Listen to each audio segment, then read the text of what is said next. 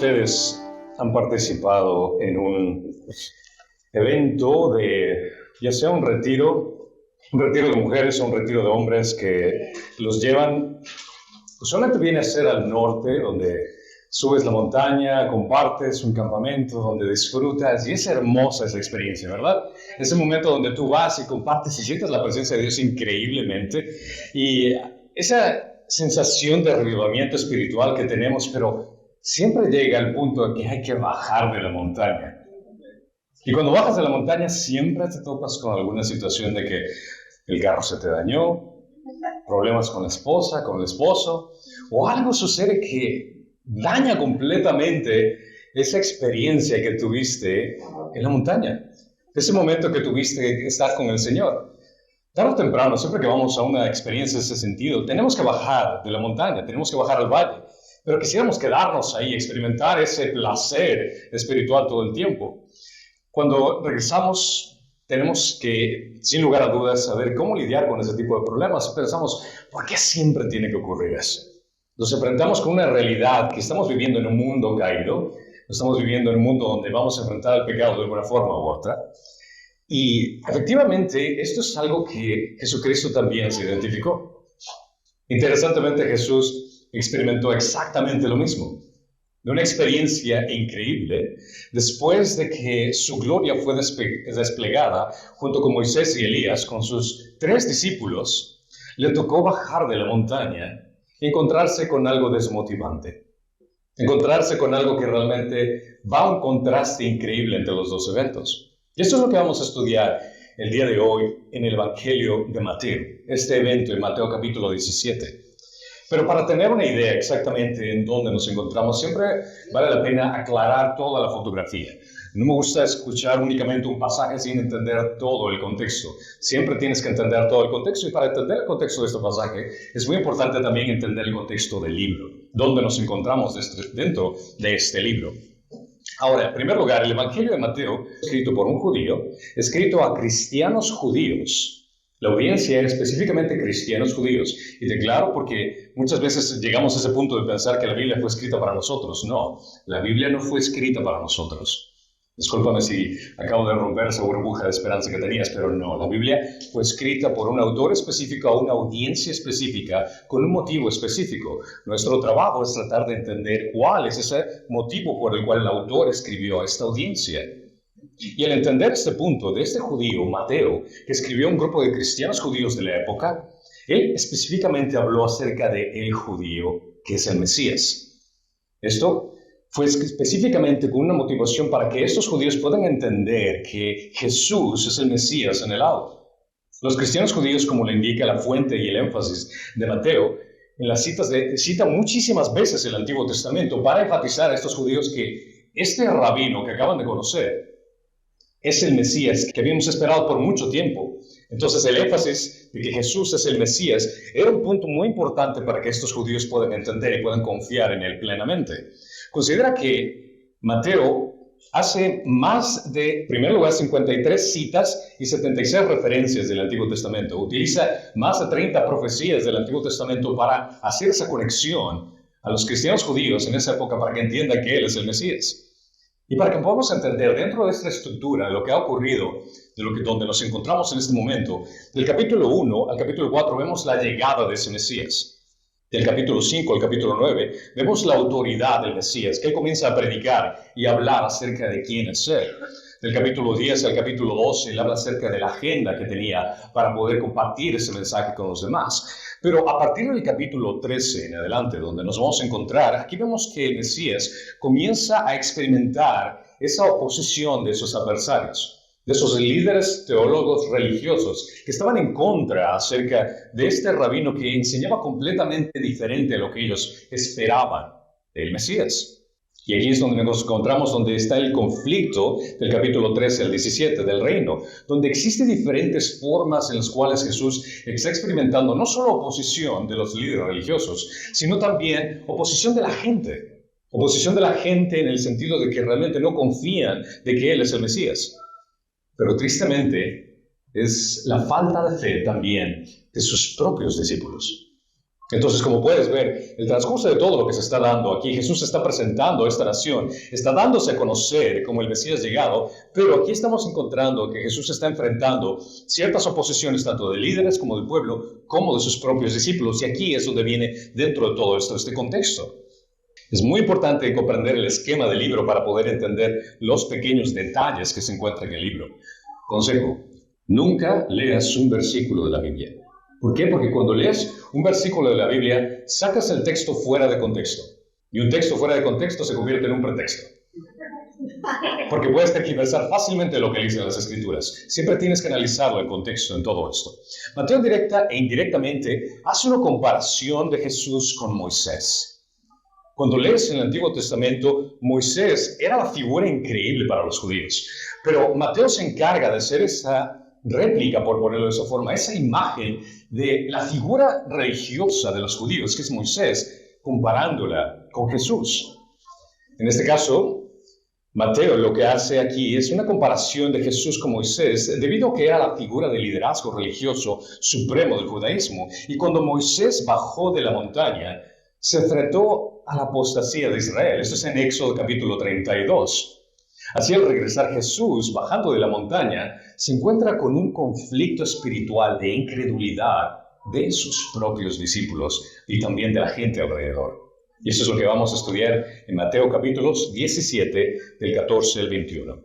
Así que abran sus Biblias a Mateo capítulo 17, del 14 al 21. Cuando llegaron a la multitud, se acercó a Jesús un hombre que, arrodillándose delante de él, dijo: Señor, ten misericordia de mi hijo, porque es epiléptico y sufre terriblemente, porque muchas veces cae en el fuego, muchas en el agua.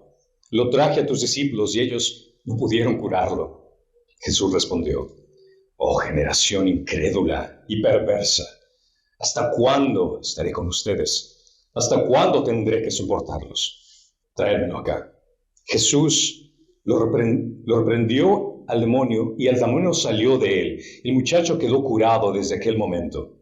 Entonces los discípulos, llegándose a Jesús en privado, le dijeron: ¿Por qué nosotros no pudimos expulsarlo? Y él les dijo: por la poca fe de ustedes. Porque en verdad les digo que si tienen fe como un grano de mostaza, dirán a este monte: pásate de aquí a allá, y se pasará, y nada les será imposible. Pero esta clase no sale sino con oración y ayuno. Al analizar la estructura de lo que vamos a aprender aquí, vemos que en los evangelios, en los 3 evangelios sinópticos, si es que estoy hablando de evangelios sinópticos, me refiero a ¿cuáles? A Mateo, a Marcos y a Lucas. Sinóptico significa que son similares, que los 3 hablan más o menos de la misma forma. Y este evento se encuentra dentro de estos 3. Y sitúa este milagro en estos 3 evangelios sinópticos, que es la curación inmediata después del descenso de Jesús y los discípulos de la montaña. Pero el énfasis que utiliza Mateo principalmente está acerca de la fe, que no se encuentra en ninguno de los otros 2 evangelios.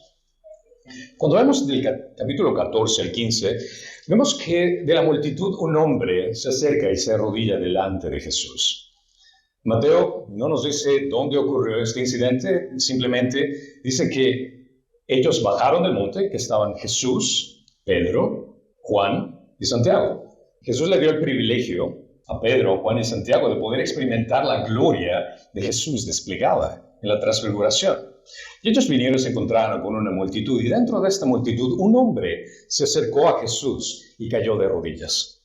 La información no se encuentra exactamente en qué lugar ocurrió todo esto, pero esta información de que él se arrodilló se encuentra específicamente en este evangelio. Ahora, la palabra arrodillarse en griego que utiliza no tiene connotaciones de adoración, sino que sugiere humildad y súplica de este padre. Y él pide misericordia por su hijo que es epiléptico.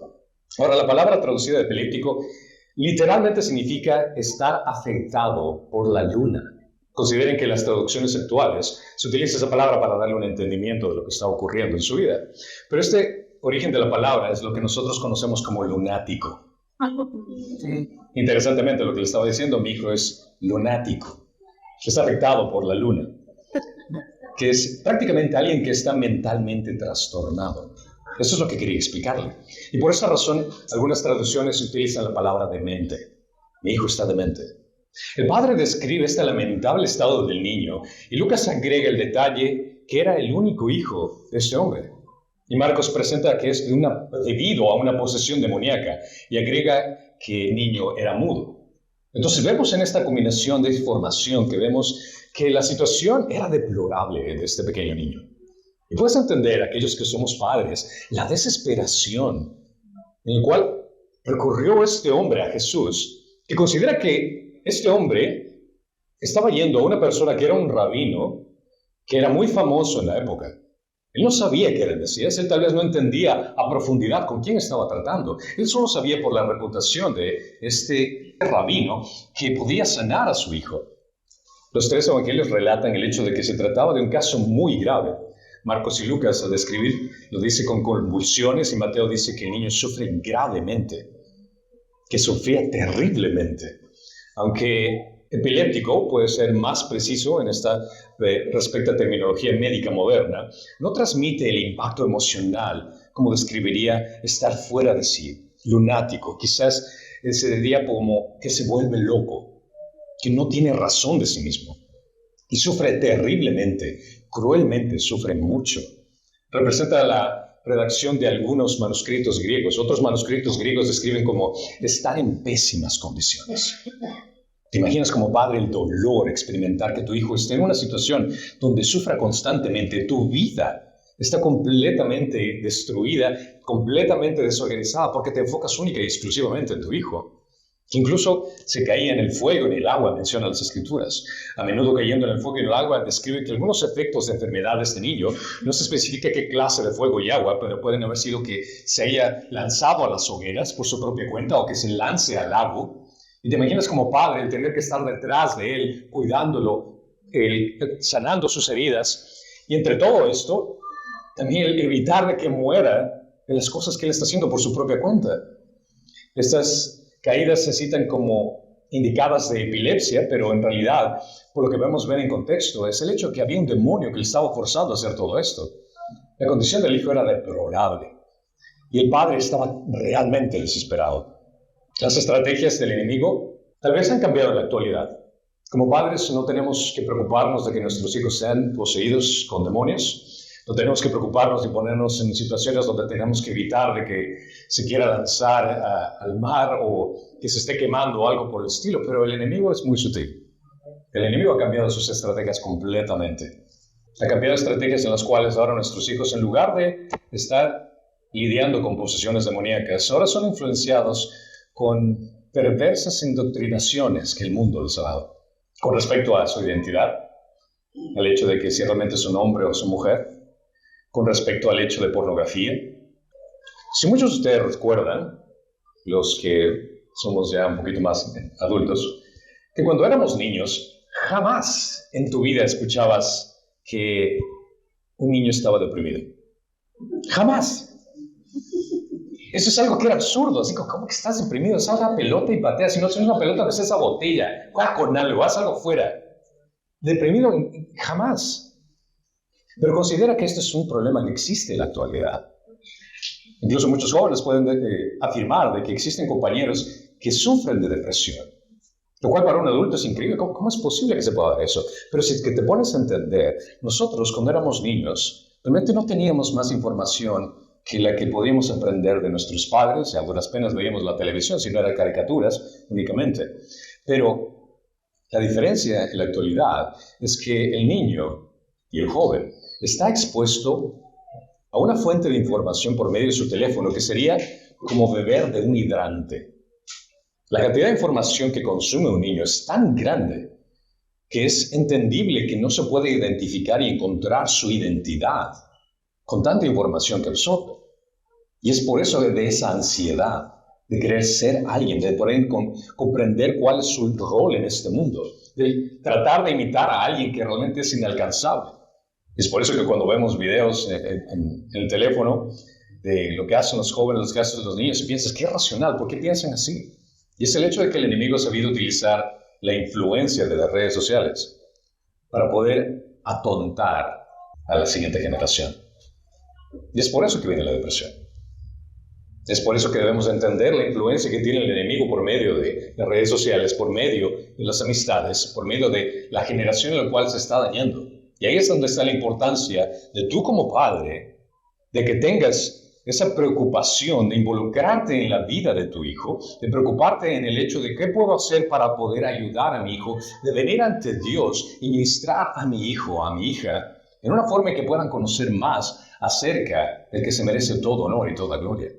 Esa es nuestra responsabilidad. Así como este padre, en su situación, venía con una increíble urgencia y una increíble necesidad, él había traído en primer lugar a ese niño a los discípulos de Jesús.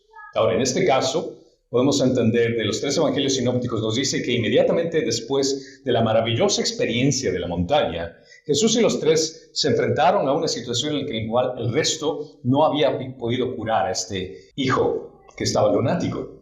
Es decir, que el Padre llevó a los 9 discípulos restantes, mientras que los otros 3 estaban con Jesús. Y estos 9 no pudieron sanar a este niño. Hay un marcado contraste entre la montaña y donde está la escena de transfiguración y ahora donde se desciende Jesús e inmediatamente está confrontado con esta situación donde los apóstoles no pudieron lidiar, donde existió esa experiencia de la cima que ahora regresa y se da cuenta de la poca fe de sus apóstoles que no pudieron lidiar con este problema. Es una verdadera experiencia de bajar de la montaña que Jesús también experimentó. A pesar de que los 9 apóstoles restantes fueron impotentes en lidiar con el demonio, Jesús, que había sido tan maravillosamente transfigurado en la montaña, pudo enfrentar este problema sin ningún inconveniente. Reafirmó su autoridad sobre los demonios, y que curiosamente es la instancia en la cual escribe este evangelio Mateo. Consideren que Mateo está especificando y colocó este evento dentro de su evangelio para poder explicar de que Jesús tiene autoridad sobre cualquier cosa. Y específicamente tiene autoridad sobre el demonio y cualquiera que esté afiliado a él. Jesús es el Mesías, al cual todo le rinde pleitesía. Y toda creación le obedece. Ese era el énfasis que está poniendo Mateo específicamente para los que leían. Cómo Jesús puede controlar esta situación. Los discípulos no pudieron curarlo. Y el Padre ahora espera que Jesús haga algo para que sus seguidores, lo que cual los seguidores no pudieron hacer. Y el versículo 17 dice que Jesús respondió de una forma en la cual, seamos honestos, cuando lo leas te quedas así como que, ay, espérate, ¿es Jesús el que está diciendo esto? Porque suena bastante fuerte lo que dice aquí. Dice, oh generación incrédula y perversa. Jesús responde de una forma que realmente no esperaríamos. Porque tú lees acerca de Jesús, ese Jesús que antes en el capítulo puedes ver que la gente se acerca y los sana, que Él tiene misericordia por la gente, lo cual gente está en necesidad, viene y tiene hambre y Él provee por cada uno de ellos, pero aquí les dice, oh generación incrédula y perversa. Él responde molesto. Sus palabras parecen estar dirigidas a toda la gente que se encuentra en ese lugar, después de experimentar la falta de fe de la gente en ese día. Pero, seamos honestos, sería injusto acusar que el Padre es incrédulo, porque el Padre está trayéndolo específicamente a Jesús.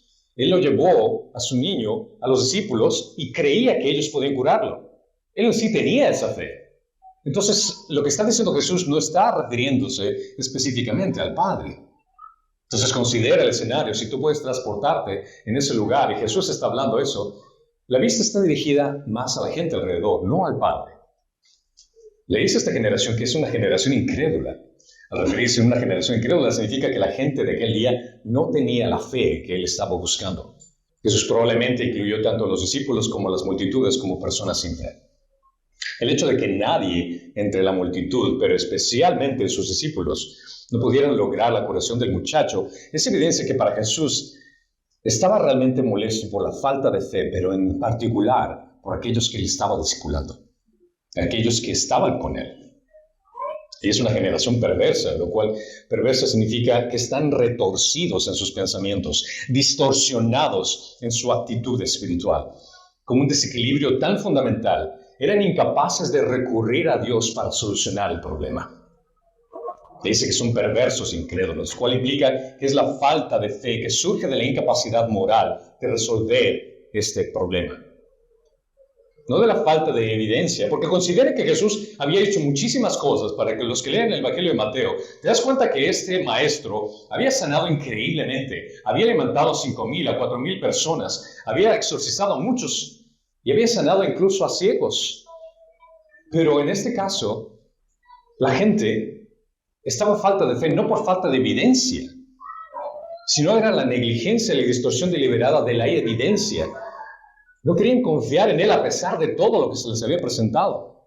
Es por eso que la descripción de perverso e incrédulo está en contexto. No fue algo nuevo para el pueblo de Israel el hecho de escuchar estas palabras tan fuertes de una autoridad. Porque interesantemente, cuando leemos en el Antiguo Testamento, eso es algo que conecta nuevamente al pueblo de Israel.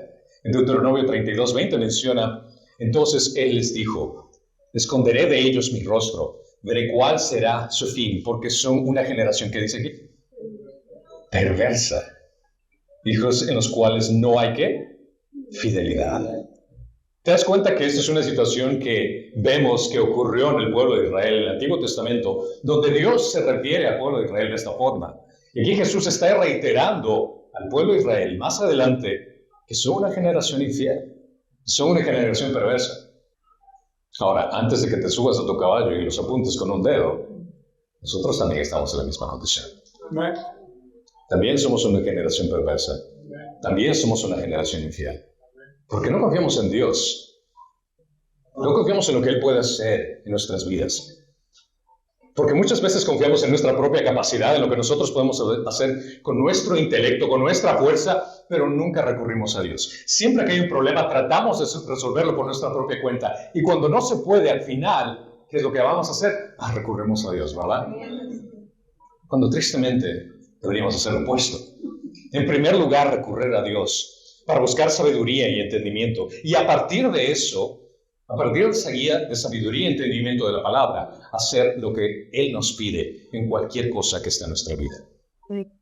Pablo aplica al mundo entero las mismas palabras que Jesús usa aquí al dirigirse a los cristianos en medio de esta generación, que dice en Filipenses 2:14, hagan todas las cosas sin murmuraciones y discusiones, para que sean irreprensibles y sencillos, hijos de Dios, sin tacha en medio de una generación torcida y perversa, en medio de la cual ustedes resplandecen como luminares en el mundo, sosteniendo firmemente la palabra de vida, a fin de que yo tenga motivo para gloriarme en el día de Cristo, ya que no habré corrido en vano, ni habré trabajado en vano.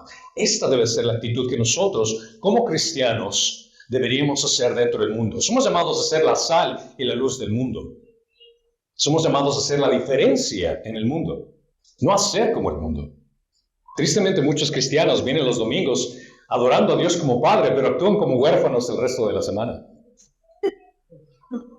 Tu actitud de cómo amas a Dios se refleja específicamente en cuánto confías en Él y que Él sea la prioridad para cada una de las acciones que tú haces.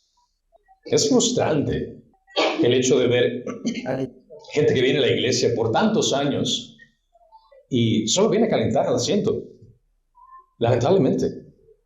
Cuando Dios ha hecho tanto por ellos, les da salud, vida, pero sobre todo lo más grandioso, la salvación eterna, y que no responden de una forma en la cual puedan glorificar a Dios sirviéndole.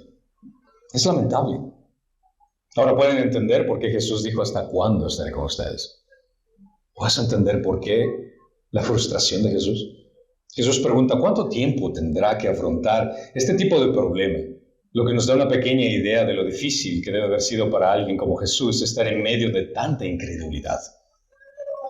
Esta pregunta incluso puede reflejarse en sus emociones humanas normales de Jesús ante esta situación. Porque entendamos que Jesús fue completamente hombre y completamente Dios. Completamente hombre en el sentido que Él experimentó también las mismas necesidades y frustraciones que nosotros experimentamos. Pero eso también es lo hermoso, que cuando oramos a Dios, no estamos orando a un Dios extraño que no puede comprender lo que nosotros estamos diciendo. No estamos orando a un Dios que no sabe lo que significa estar frustrado, a un Dios que no sabe lo que significa estar con hambre, a un Dios que no entiende lo que significa el dolor, sino a alguien que realmente te comprende a la perfección. Al igual, esto distancia a Jesús de la pecaminosidad humana y hace ese resaltamiento de que Él no era como los demás seres humanos.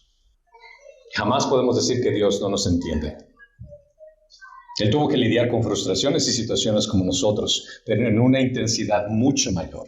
Pero lo interesante del caso es el hecho de que a pesar de su frustración, a pesar de su molestia, Él nunca pecó. Y esa es una combinación perfecta en la cual puede demostrar una frustración sin pecado, un enojo sin pecado. Jesús hace un eco de lo que había tenido que lidiar muchos años atrás con su mismo pueblo al rescatarlo de Egipto. En Números 14:11 menciona que el Señor dijo a Moisés: ¿hasta cuándo tendré que desdeñar a este pueblo? ¿Y hasta cuándo no creerán en mí a pesar de todas las señales que he hecho en medio de ellos? Dios se refiere al pueblo de Israel en el Antiguo Testamento: ¿hasta cuándo tengo que lidiar con ustedes? Jesús le repite nuevamente: ¿hasta cuándo tengo que lidiar con ustedes? También te está diciendo a ti: ¿hasta cuándo tengo que lidiar con ustedes? ¿Por qué es tu infidelidad? ¿Realmente no confías en todo lo que he hecho en tu vida? ¿Por qué sigues desconfiando después de que te transformé tu vida, que te dio un significado, te dio un nuevo caminar? Y sigues confiando en tu propia capacidad en lugar de lo que yo puedo hacer por medio de ti. ¿Hasta cuándo tendré que soportarlos? Dijo él. Ahora, consideremos que estas preguntas son retóricas. Él no estaba esperando que hay una voz. Creo que la respuesta es hasta 2 años más. No, las respuestas eran obvias, eran retóricas. Fácilmente puede transformarse en una declaración lo que él estaba diciendo. Espero no tener que aguantarlos mucho más. Las dos preguntas resaltan la prueba que fue para Jesús tener que enfrentarse constantemente a personas que no confiaban plenamente en su poder. Sus preguntas van dirigidas a las multitudes y a los discípulos, y difícilmente pueden estar dirigidas nuevamente al Padre, ya que él intentaba algo mejor para su Hijo. Estas preguntas expresan su desilusión personal, a la perversa incredulidad de la gente y sobre todo a la de sus discípulos. De la gente puede entenderse, pero de aquellos que había estado con ellos tanto tiempo, ya fue diferente. Porque sabían lo que él podía hacer, pero sobre todo él se había encomendado también que hagan lo mismo. Él les dice: tráigamelo acá.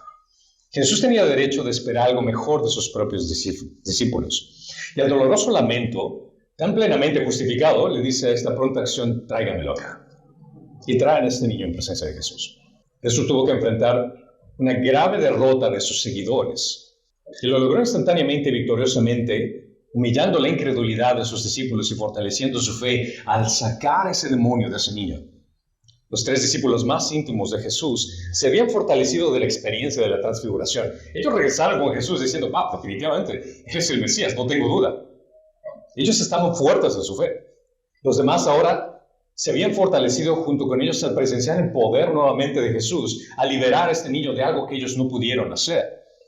Jesús muchas veces nos da nuestra experiencia y muestra su gracia y misericordia al fortalecer nuestra fe, al otorgarnos ciertas cosas o circunstancias de nuestra vida que nosotros pensamos que es imposible. Muchas veces pensamos que nosotros resolvemos los problemas y esperamos a que hagamos algo para que Dios pueda responder, pero muchas veces Dios hace las cosas sin que nosotros tengamos que hacer algo. ¿Y para qué lo hace? Para que podamos entender de que podemos confiar en Él. De a pesar de que nosotros somos infieles, Él sigue siendo fiel. A pesar de que nosotros somos incapaces, Él es capaz de hacer cualquier cosa. Y es ahí esos momentos donde Dios hace algo increíble en tu vida, donde tienes que recurrir nuevamente a Él y entender de que en Él se puede obtener cualquier cosa. Él es la fuente de todo lo que necesitamos. Amén. Cada vez que ocurre un milagro en tu vida o cuando Dios responda a una oración en tu vida, tienes que recurrir nuevamente y entender: en Él puedo confiar. Jesús acepta la fe del Padre en el nombre de su Hijo. Él confía plenamente que la intercesión del Padre tuvo por su Hijo es más que suficiente. Eso es lo que nosotros también tenemos que enfatizar. El hecho de que cuando nosotros intercedemos por los demás es algo que Dios también nos pide. La importancia de orar y pedir ayuda a las demás personas que oren por nosotros es algo que Dios quiere. En principio, esto es que anima nuestra fe a orar por las necesidades personales, pero también a orar por las necesidades de los demás. En Santiago 5:16 claramente lo menciona: por tanto, confiesen sus pecados unos a otros y oren unos por otros para que sean sanados. La oración eficaz del justo puede lograr mucho. Es la importancia de estar en una congregación con creyentes que puedes compartir tus necesidades y pueden orar por ti, pueden pedir por ti. Es por eso que esto se llama una familia espiritual, para que puedas contar con alguien que realmente sabes que va a estar intercediendo por ti y orando por ti. No es la fortaleza ni la madurez espiritual de nuestra fe que hace que Dios responda a nuestras súplicas. Todo está bajo la soberanía de Dios y no nuestro capricho de obtener lo que nosotros queremos. Considera esto, que cuando nosotros pedimos a Dios las cosas, no se trata del hecho de que Dios te da lo que tú quieras. Dios te da lo que necesitas, pero con un efecto específico, lo cual nos lleva a la idea principal de todo este mensaje. La capacidad de nuestra fe yace en el poder y plan soberano de Dios para glorificar su nombre y no el nuestro. Cualquier petición de oración que tú le pidas a Dios, Dios siempre te va a contestar. Siempre. Te lo garantizo, siempre te va a contestar. Ahora, las respuestas pueden ser 3. La primera, esta va a decir, sí, adelante. La segunda es, no, lo siento, pero lo que me estás pidiendo no. Y la tercera, la que menos nos gusta es, espera. Oh, es la que más detestamos. Espera. Porque queremos todo inmediatamente. Vamos al microondas y podemos en un minuto listo. Vamos a comer comida rápida, queremos todo listo. Incluso cuando se demora en el Chick-fil-A, estás así como, ¿qué pasa? O sea, ¿por qué se demora tanto? Todo queremos instantáneo, pero no te das cuenta que Dios trabaja en medio de la espera en fortalecerte y hacerte crecer en la persona que Dios quiere que seas para honor y gloria de Él. Todas las respuestas que Dios tiene a tus oraciones no es únicamente para complacer tus caprichos, es específicamente para honor y gloria de Él. Si Él responde sí, es para honor y gloria de Él. Si Él responde no, es para honor y gloria de Él. Y ese es el entendimiento que tenemos que comprender. Dios siempre te va a responder, pero es para honor y gloria de Él. Vemos en el versículo 18 que Jesús reprendió al demonio y salió de él inmediatamente curando al muchacho. Jesús dio una orden y él habló con severidad. La palabra que se utiliza en griego habla de una fuerza, de un verbo que habla con autoridad. Y ordenó con dureza al demonio, dijo, sal de ese niño. El demonio se da cuenta con quién está tratando y comprende perfectamente que está con el Creador Todopoderoso. No tiene opción para decir, no, espérame un rato, no. En ese instante salió. Marcos dice que el demonio hizo convulsionar al niño cuando Jesús le ordenó que salga de él, de modo que la gente pensó que estaba muerto. Pero Mateo se enfoca y se concentra específicamente que el niño quedó curado en aquella hora, en ese instante. Mateo subraya el dominio de Jesús sobre los demonios y las enfermedades. Dios tiene control sobre todo. Para Dios no existen imposibles. Dios puede curar tanto un dolor de cabeza como un cáncer terminal. Para Él no existen imposibles. Cuando tú le pides a Dios que sane a alguien o que te sane a ti personalmente, eso es un acto de adoración, porque estás viniendo a un Dios y estás reconociendo que este Dios es omnipotente, que Él es capaz de curar cualquier tipo de enfermedad. Y cuando le pides, sabes que no tienes duda de que lo va a hacer, que tiene poder para hacerlo, pero todo basado en su honor y su gloria. Porque muchas veces puede el hecho de que la persona la deje con cáncer para honor y gloria de Dios, donde Él va a ser más glorificado. Y una persona que entiende y está en una relación estrecha con Dios va a estar satisfecho en esa respuesta. Porque recuerda, no se trata acerca de lo que nosotros queremos. ¿Por qué? Porque si es que tú entregaste tu vida a Cristo, Él dio su vida por ti. Él compró con su preciosa sangre tu vida entera. Tu vida ya no te pertenece. Tú ya no vives para ti, tú vives para Él.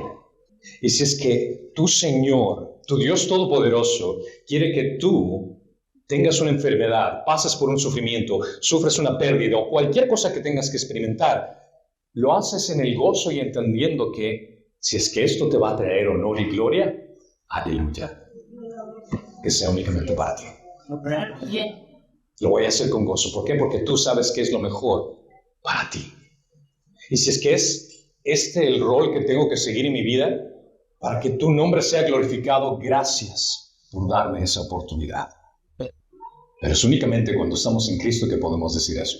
Porque cuando nosotros estamos en nuestro propio ser y nosotros somos el Dios de nosotros mismos y queremos las cosas a nuestra forma, a nuestro sentido, nos va a doler esto.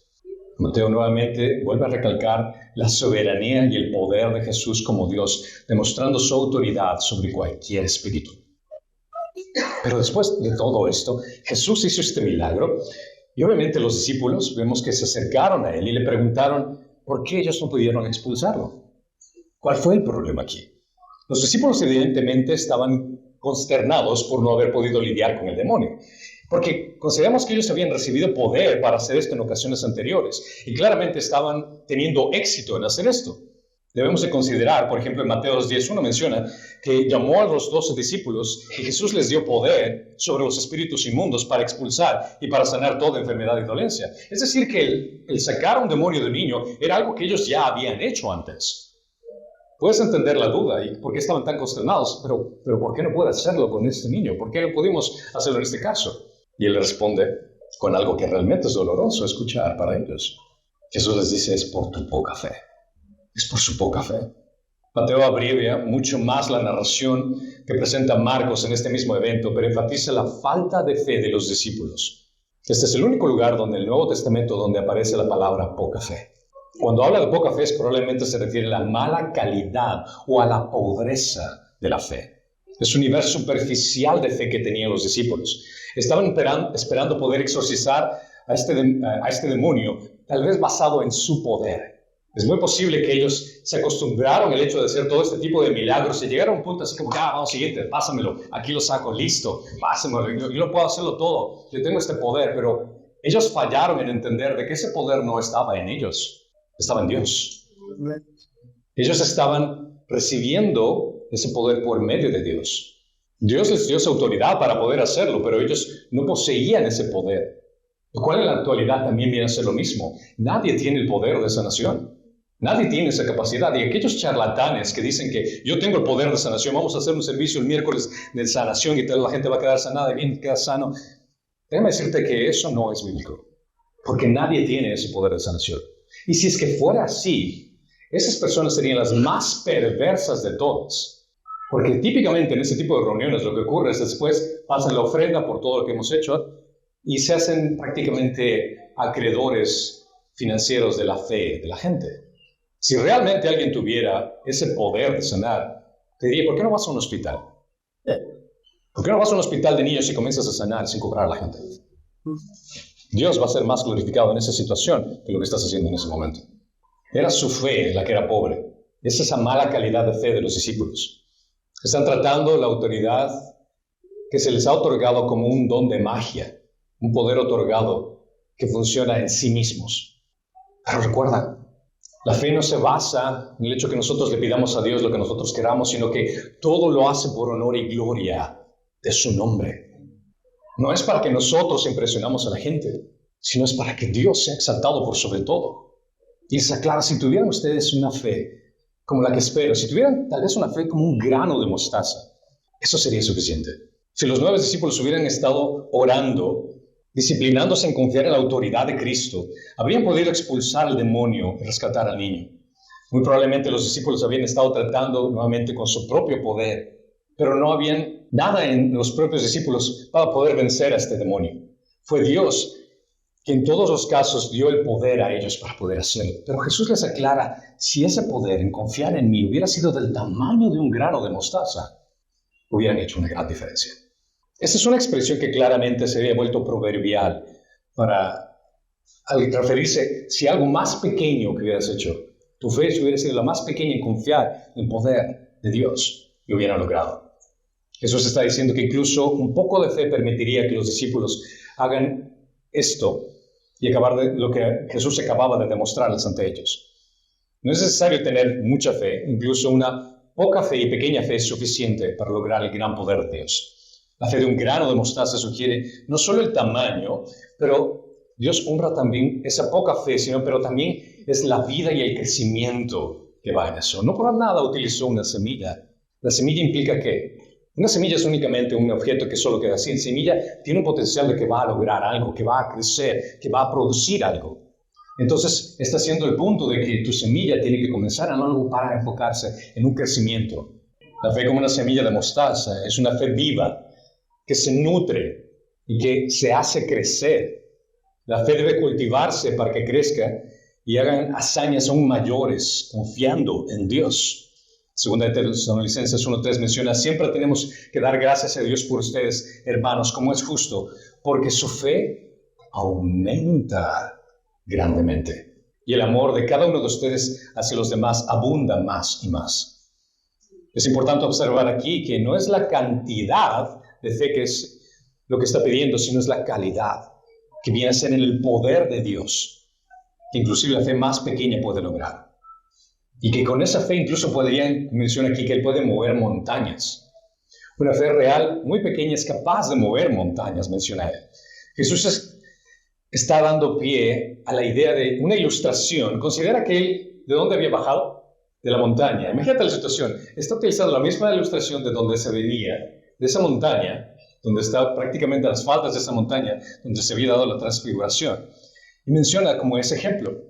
Pero debemos de comprender que las palabras de Jesús obviamente son metafóricas, o mejor dicho, lo que se entiende en un estudio de hermenéutica, de estudio de la Biblia, viene a ser una hipérbole.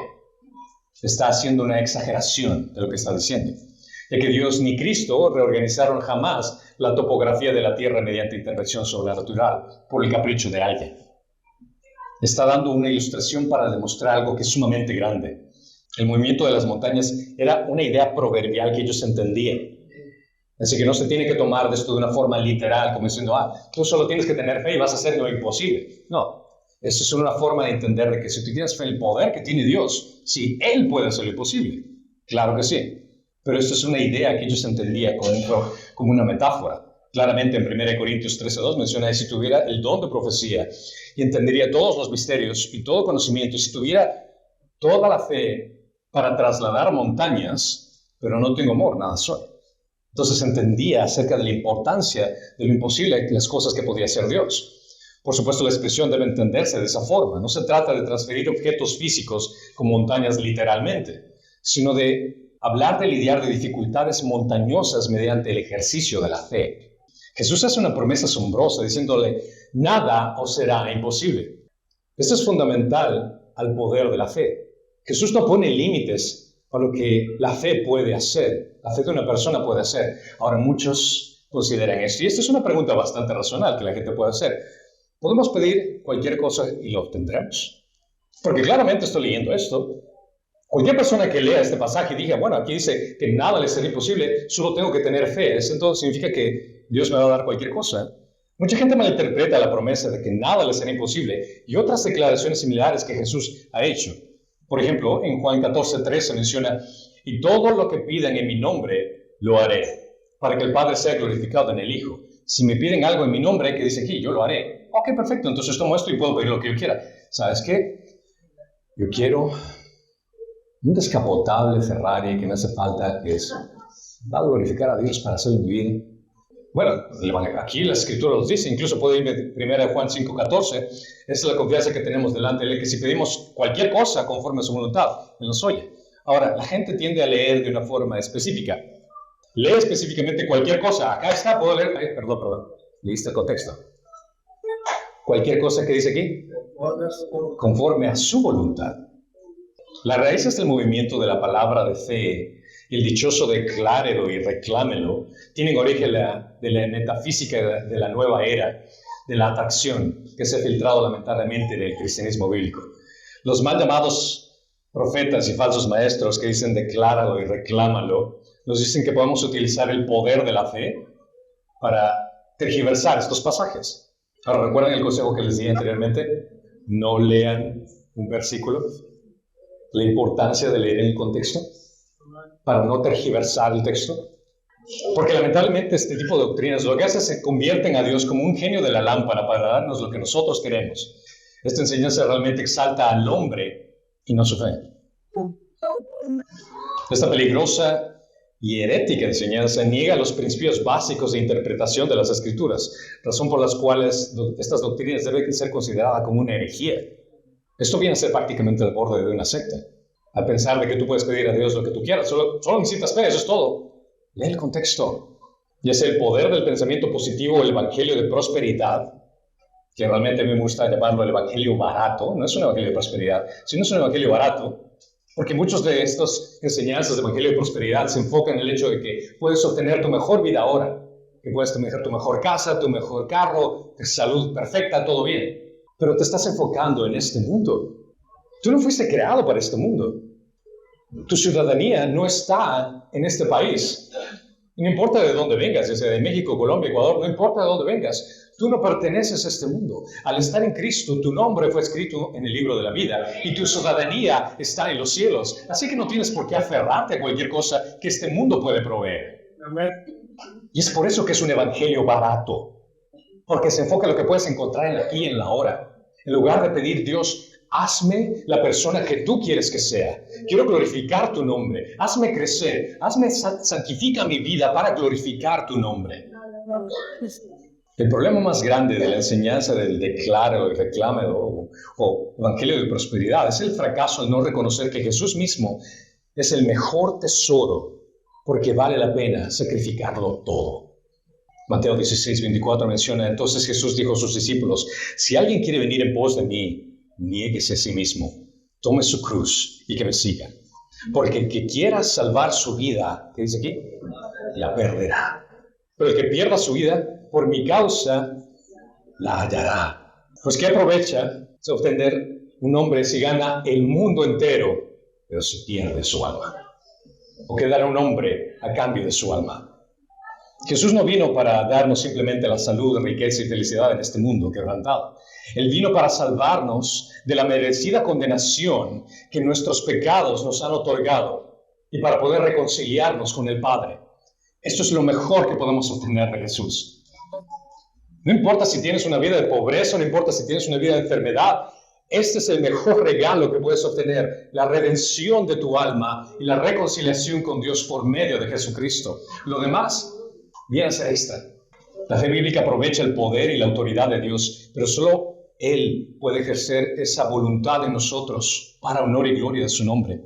La fe bíblica supone no solo una creencia en el poder de Dios, sino también un corazón conforme al corazón de Dios, que desea y pide las cosas no por lo que nosotros queremos, sino por lo que vaya a glorificar a Dios. Esta es una advertencia importante a la luz de la teología errónica del nómbralo, proclámalo y reclámalo que escuchamos tan a menudo en el día.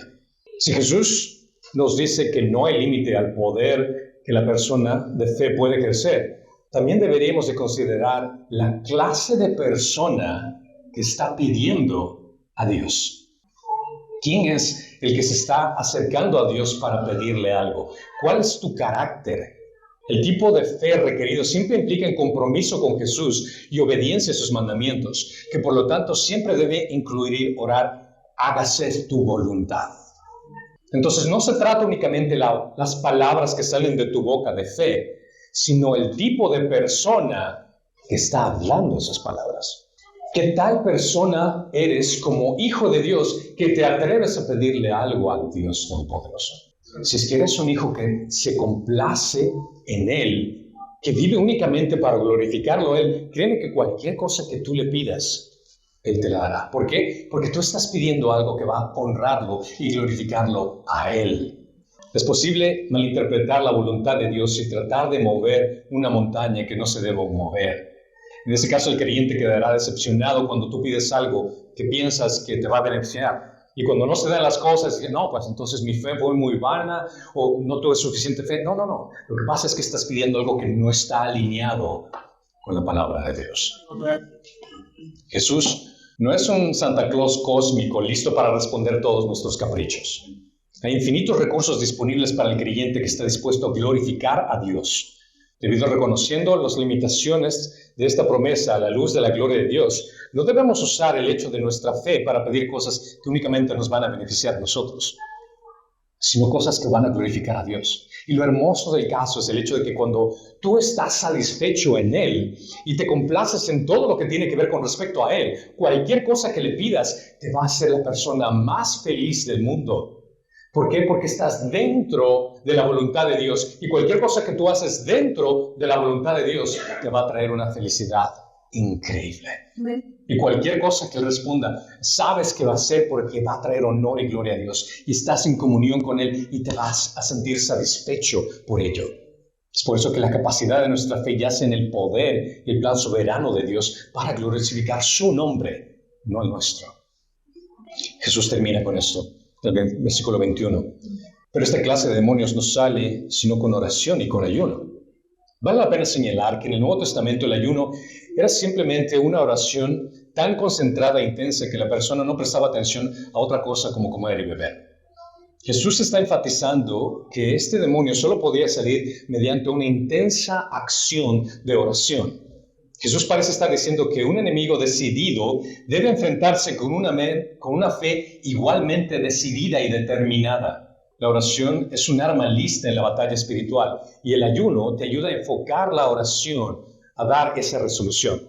Considera que el ayuno no es simplemente dejar de comer. Muchas personas malinterpretan el hecho de, estoy ayunando el día de hoy, no me comí el burrito en la mañana, estoy ayunando mediodía el día de hoy.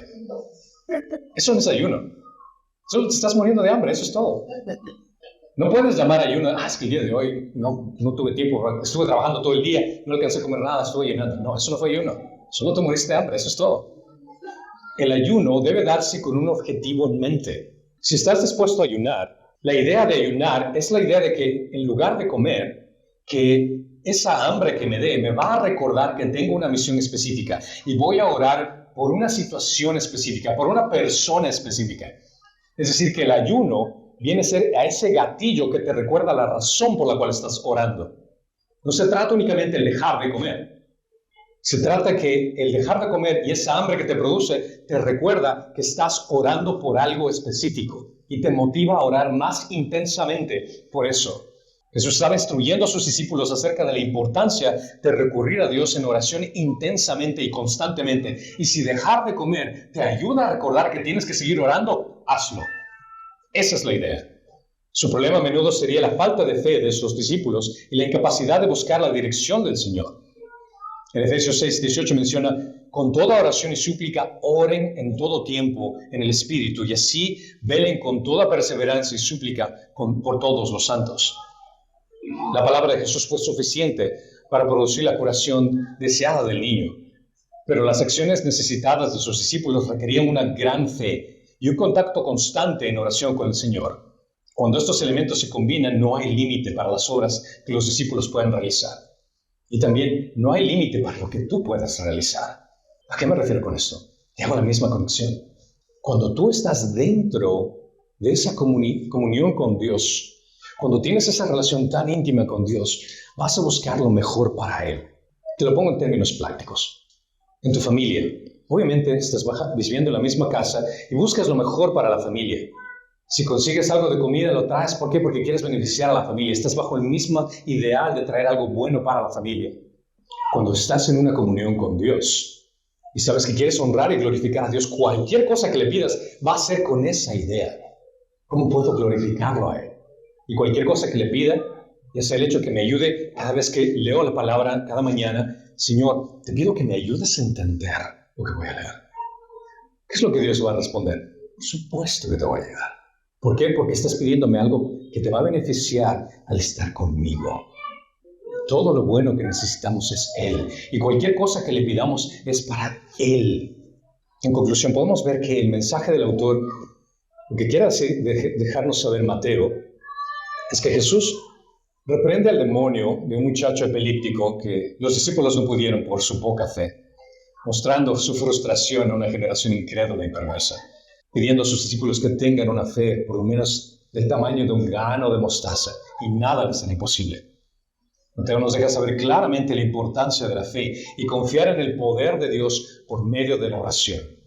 Y si necesitas ayunar para que tu oración sea más intensa, hazlo. Pero vale la pena recalcar que la fe en Dios solo funciona para sus hijos. No todos son los hijos de Dios. Si tú no eres hijo de Dios, déjame decirte que Dios no va a contestarte. Claramente en Juan 1:2 menciona, pero todos los que le recibieron les dio el derecho de llegar a ser hijos de Dios, los que creen en su nombre. 1 Juan 3:1, mira cuán gran amor nos ha otorgado el Padre, que nos ha llamado hijos de Dios, y eso somos, porque el mundo no nos conoce, porque no lo conoció a Él. La única oración que Dios responde es la oración que los hijos tienen para el Padre. Déjame decirte que Dios tiene hijos, Él no tiene nietos. Él no tiene sobrinos, Él tiene hijos. La relación que ustedes jóvenes tienen no está conectada con sus padres. Si los padres tienen una relación con Dios, eso no significa que ustedes están parte de la familia. Ustedes no son nietos, ustedes deben de tener una relación directa con Dios. La única oración que Dios responde a un no creyente es una declaración de fe y confianza absoluta y suprema en Cristo como Señor y Salvador. Claramente Romanos 19 menciona que si confesares con tu boca que Jesús es el Señor y crees en tu corazón que Dios lo resucitó de entre los muertos, serás salvo. Porque con el corazón se cree para justicia y con la boca se confiesa para salvación. La única forma en que puedes ser parte de la familia de Dios es confiando en lo que Cristo ha hecho por ti. La muerte de Cristo es suficiente. No necesitas añadirle nada más. Considera esto. Si un hombre debe orar para expulsar los demonios de otros, si es que un padre estuvo ferviente en acercarse a Jesús para pedirle y suplicarle que libere a su hijo de este demonio, ¿cuánto más deberíamos orar nosotros por la salvación de nuestra familia? ¿Cuánto más deberíamos orar nosotros por esa persona que tanto amamos para que Dios lo salve? ¿Qué tal por nuestras propias debilidades? ¿Cuánto más rogar que se nos saque de esos patrones destructivos de pecado en nuestra vida? ¿Cuánto más echar fuera nuestra propia inmundicia y el tiempo que desperdiciamos? Si es que este hombre entendía la necesidad de su hijo, te digo a ti ahora, ¿por qué no oras con esa intensidad, con la necesidad espiritual que existe tanto en tu vida como en la vida de tus seres queridos? Te recuerdo que la capacidad de nuestra fe yace en el poder y plan soberano de Dios. Y cualquier cosa que le pidas para honor y gloria de Él, Él te lo dará. Eso es lo que nos dice las Escrituras. Y esta es la confianza que tenemos en la palabra de Dios. Amén. Padre Santo, Señor Todopoderoso, gracias te damos por el hecho de que tú nos has enseñado a entender que una fe tan pequeña como un grano de mostaza puede mover montañas. Que una fe tan insignificante, Señor, puede lograr mucho. Pero esta fe no está en nuestra capacidad, no está en lo que nosotros somos, sino en tu capacidad y en quién eres tú, Señor. Padre Santo, te pido que podamos ser hijos que puedan vivir alineados a tu voluntad. Te pedimos con gran fervor que nos ayudes a entender qué es lo que quieres en nuestra vida y que puedas ayudarnos a entender qué quieres cambiar en nuestro ser. Ayúdanos a estar alineados, Señor Padre Santo, con tu voluntad, sabiendo que cada respuesta que tenemos, ya sea un sí, ya sea un no, ya sea una espera, lo recibamos con gran gozo, porque entendemos que es para tu honor y para tu gloria. Ayúdanos en nuestra fe, Señor. Ayúdanos a crecer en nuestra fe y confiar más cada vez que leemos acerca de ti y conocemos más en tu palabra. Te lo pedimos en el precioso y hermoso nombre de tu Hijo Jesucristo. Y todos dicen amén.